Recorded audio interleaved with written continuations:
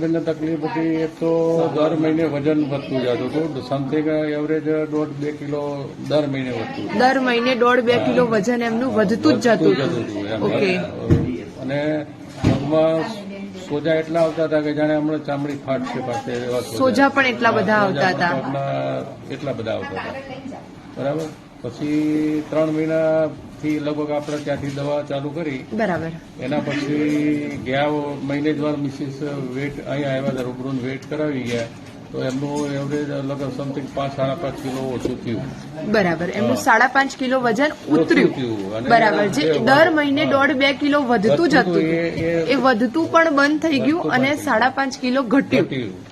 બરાબર. અને સોજામાં એમને કેવું છે? રાહત છે. સોજામાં ઘણી રાહત છે. એમાં પણ એમને ઘણી રાહત છે. બરાબર. આ બધી તકલીફ એમને કેટલા સમયથી હતી? એને લગભગ 4-5 વર્ષથી. 4-5 વર્ષથી. અને અહીંથી અમૃતાલયની